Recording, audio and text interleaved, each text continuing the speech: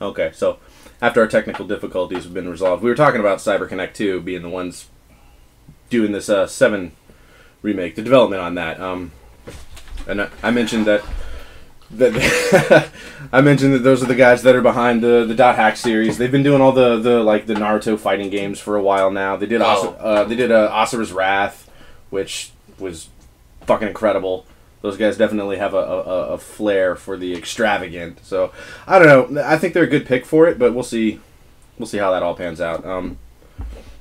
That's really all there is to say about Final Fantasy VII.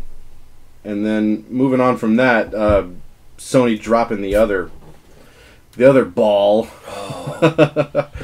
with the unveiling of Shenmue 3 via Kickstarter, which has now, I mean, we've got more information on this now than we did at the time of the announcement.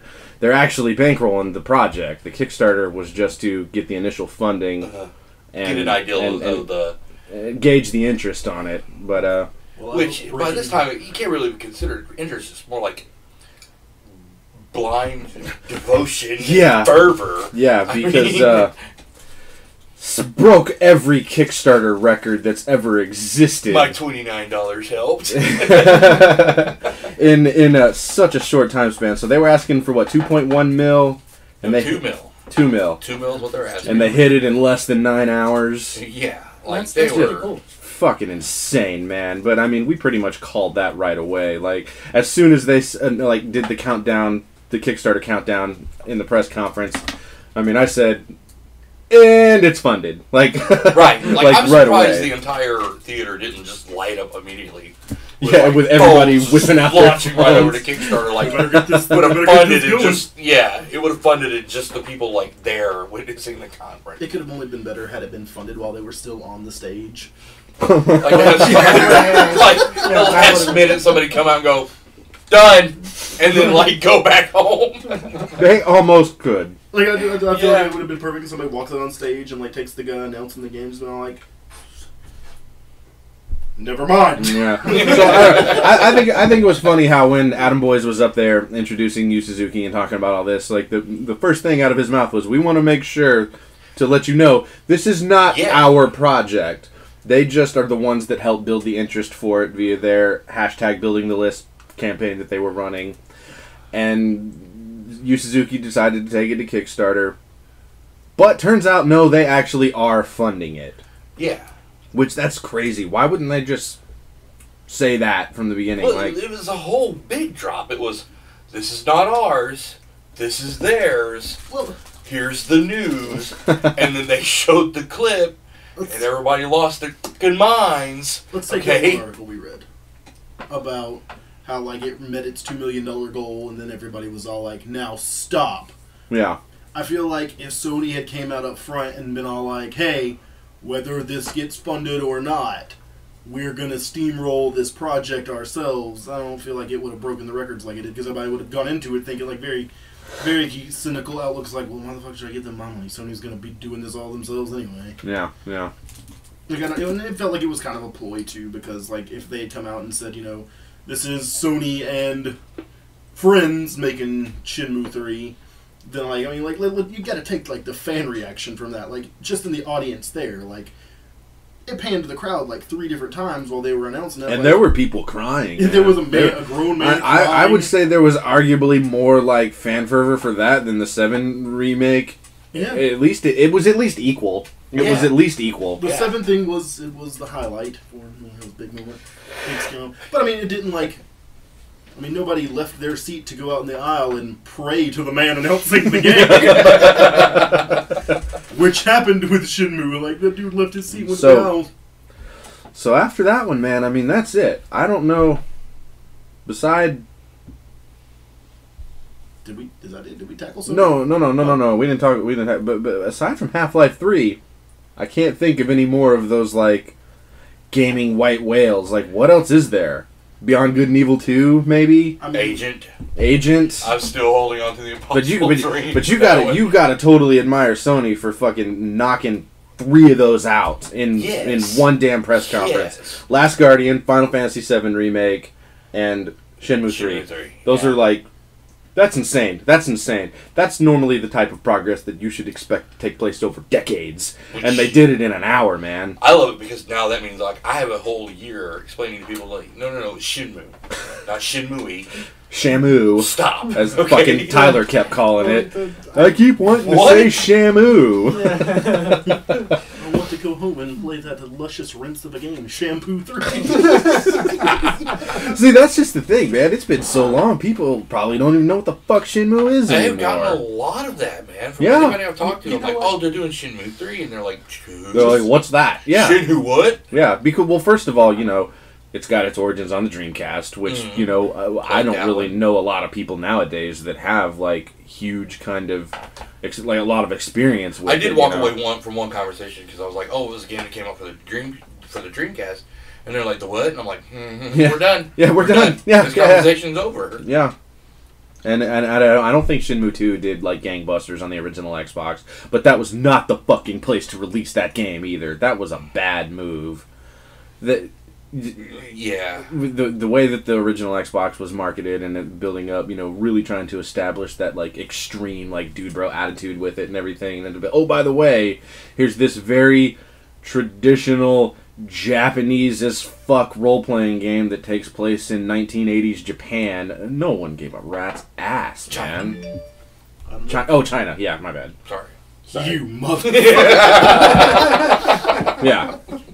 But, like, whatever, they're all fucking Asian. Wow. No, we're going with this? You guys know for damn sure that's like, that's not my attitude at all. No, it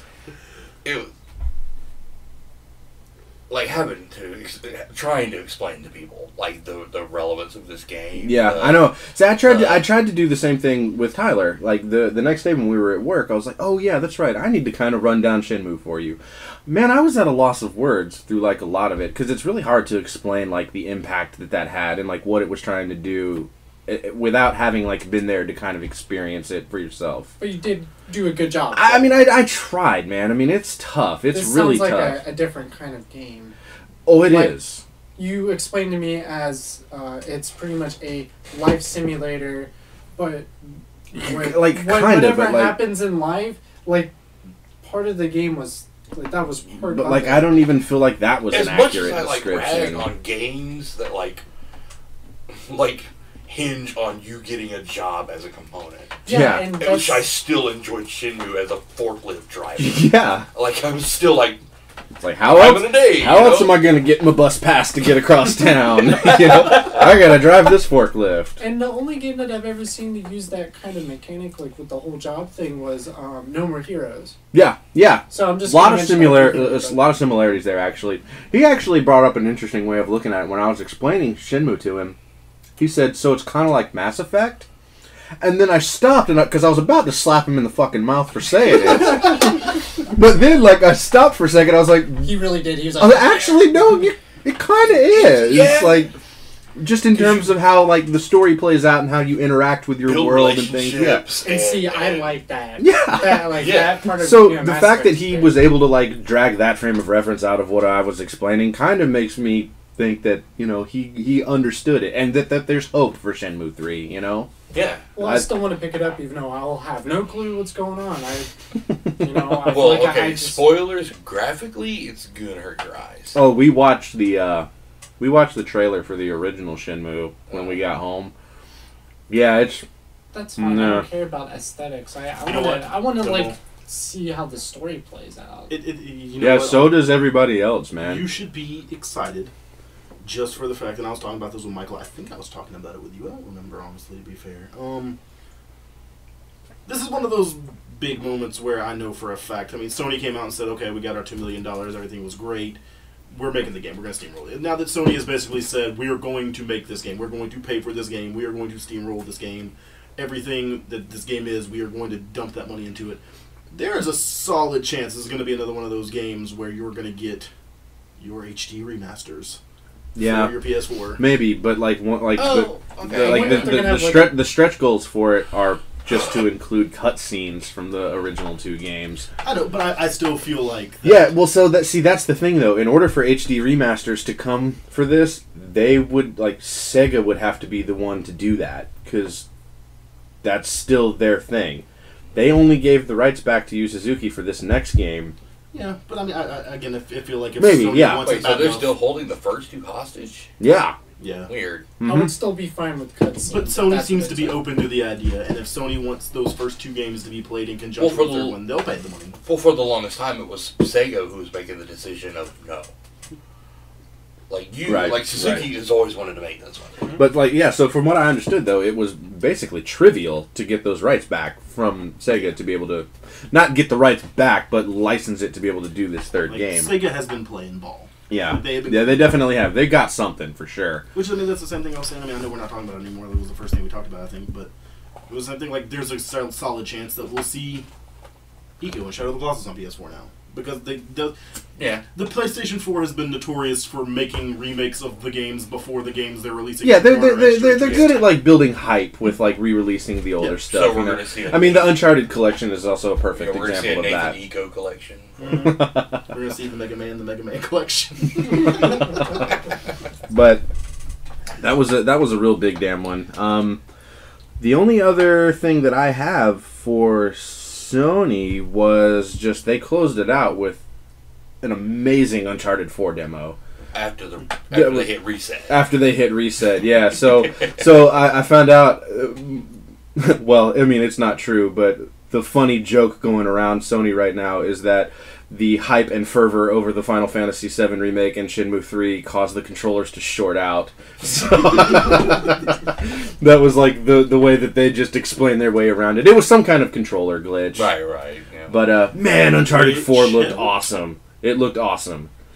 It did. It added, it added that raw quality to it. Like, it helped people understand that, hey, we said fuck it and we're doing it live, and this is what we thought, we didn't want it to happen. Well, yeah, at least we're actually up here doing it now. It wasn't like as colossal as like the gonna fuck up from like last E3, forget whose conference it was, or one from before that where they were going to do a live demo or something like that, and the controller and the system, and like they were bringing people out of the audience to come up and demo it. No. And it was glitching out and shit. You can remember. I don't remember what game it was though, but I mean, I've definitely seen evidence of that. It was a Nintendo one, actually. I think with like dogs or some shit. Or no. God, my memory's going back further. It was the Kinect. With right. The Pet a Lion Cub game, whatever it was called.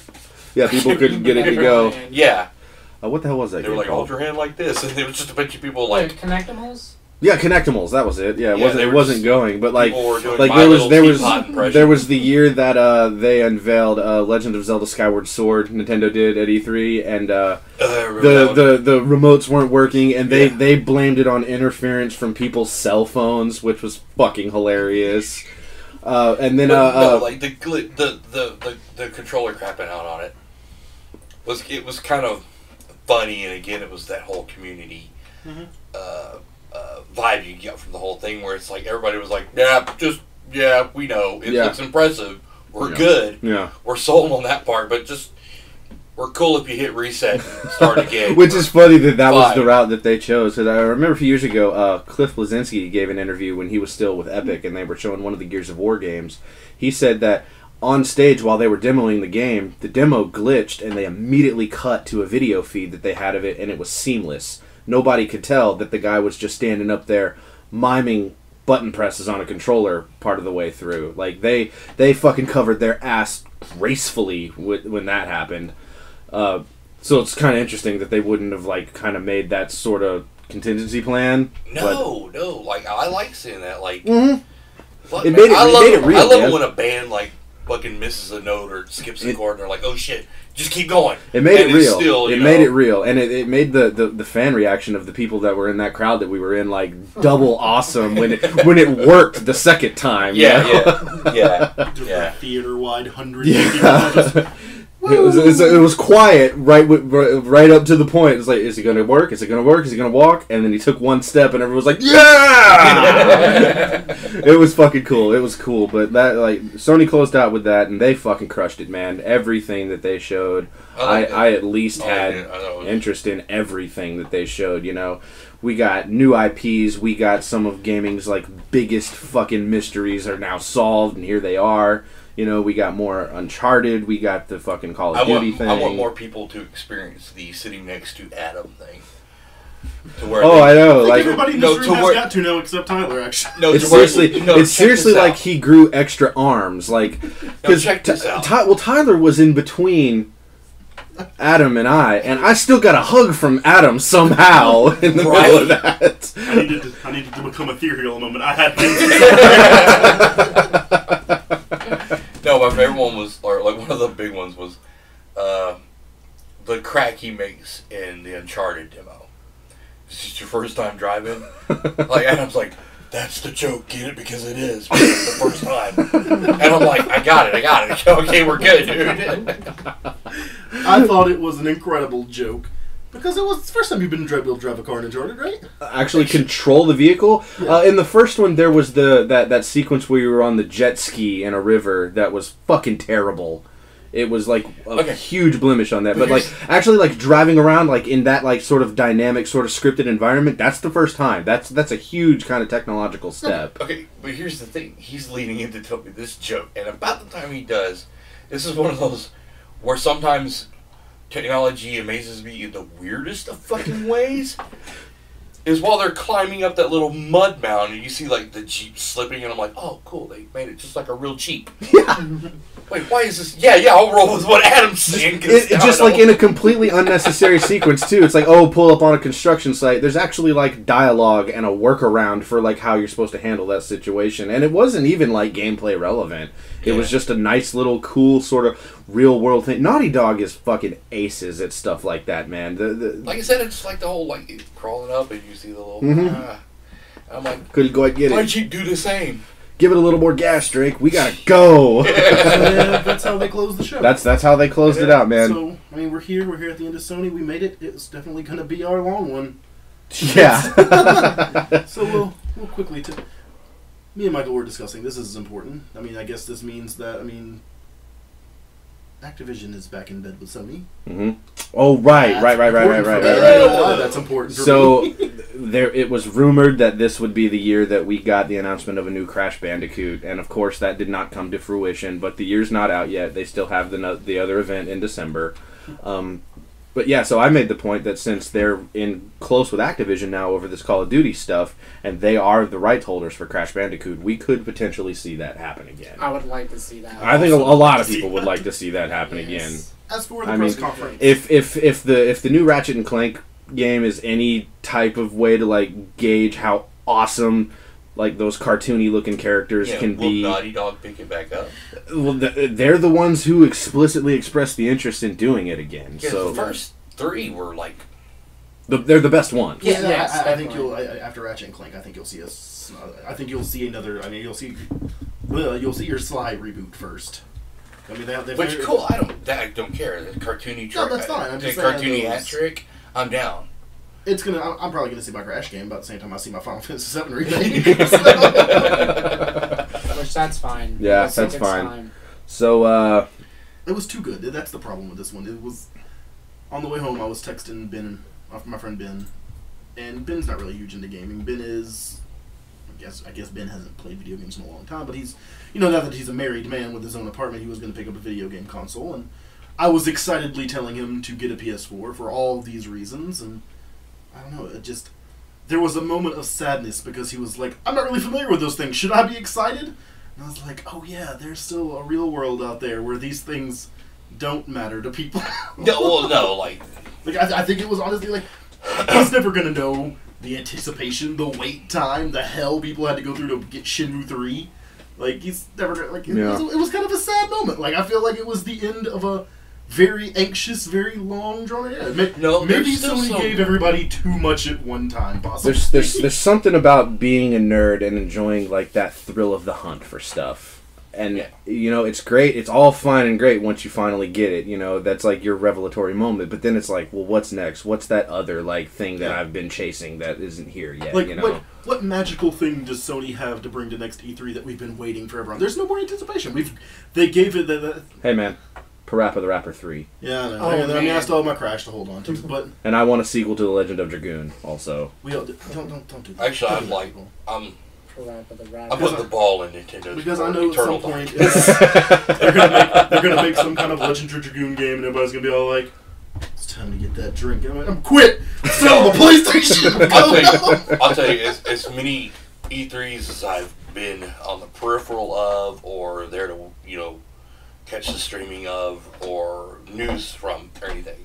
This is probably the first E3 that I walked away from, and like any next generation, I've been like, I'm on this one. Like, I've always been mercenary about either or. Mm-hmm. Now I know which one I'm going with. This one.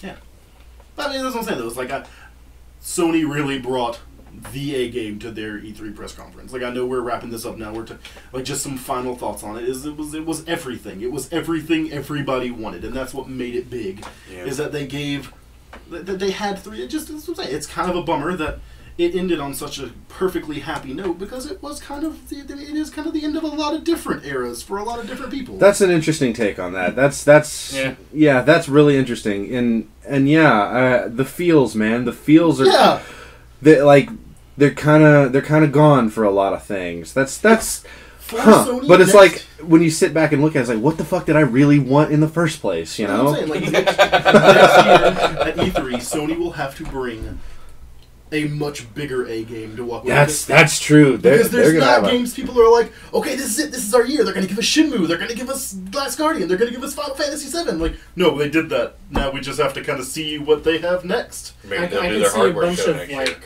good IPs coming out. Yeah, I mean, I think that's the next wave. I mean that'll be hitting like right at the time when it's like, here's new stuff. I mean, that's like I said, they might actually end up doing their hardware show next year. Yeah, I guess that would be the time. Which means now the ball's back in fucking Microsoft's court, saying, hey, where's your software? Yeah. Give us a game show. It's just gonna flip flop. That's really interesting. Now I'm kind of fucking sad, actually. Thanks a lot, man. Yeah, that should be incredibly bittersweet. But like you get what he's saying though. Yes, like, but it's tremendous. It's great. I'm so fucking glad that these things that I've wanted, new to gaming or old to gaming. It's a new that's era a thing. now. Like, I'm not whether saying you're that, new or old to it. I'm not saying we should be sad because the last era is over. It's just, this is a new horizon. This is the first time where you look at it and we're like, you don't know what to expect next. We don't have an anticipation for what we're waiting on now. They don't have that Legend Myth game anymore. They don't have a back catalog that we're waiting for some ghost. There's still some titles out there. I mean, yeah, there are still titles out there, and I can totally get behind. Well, that's not. I mean, they have some fan favorite games that they could make sequels for, but The Last Guardian, Final Fantasy VII HD, and Shenmue 3 are games that the mass community have been chasing. Well, see, here's where you should maybe kind of take a step back and think about this. Like, at one point or another, every franchise is a new franchise. Just because it's not something you want right now that isn't being made doesn't mean that there are things that you don't know that you want aren't being made also. Oh no, that's what I'm saying. Though that's what the new era is. Like, yeah, we don't know what to expect. Next year. This is closing a book definitively. The best time to be a fucking gamer. Yeah. And also, I feel like also at the same time, the best time to, if you're start now.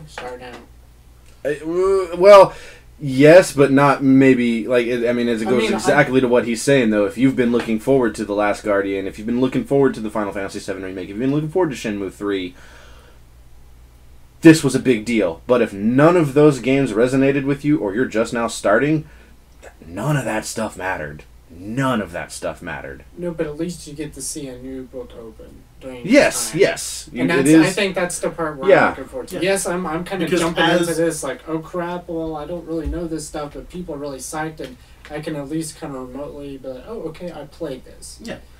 But unfortunately, that's all I'm going to get out of that, and that kind of does make me a little sad. At the same time, I get to see a dawn of a new Yeah, that's another interesting take on it. And that's why I say there's going to be some new IPs that are going to be dawning of the This is the first time Aquarius. in a very long time that we, as a community, as a whole community, get to stand together kind of in the shrouded mystery of the future. With no anticipation, with no anxiety or wish. Like, okay, now we are all together as one, and we get to take the next step together, you guys! I'm catching what you're slinging, brother. Okay. Yeah. So I guess on that... Yeah. Wait, hold on. If we're going to end this on a positive note, I don't know if we're supposed to acknowledge that he's in the room or not, or just kind of hanging out behind us listening, but this is your chance to tell him to fuck off for that Monster Hunter thing earlier. That's right. Ooh. We'll talk about that later. Man, you're gonna want a PS4. You are. Because one of the games that they announced makes Monster Hunter look even shittier. So on that note, you dick. That beautiful note. That was Sony E3 2015 and Toasty Robot out. Damn.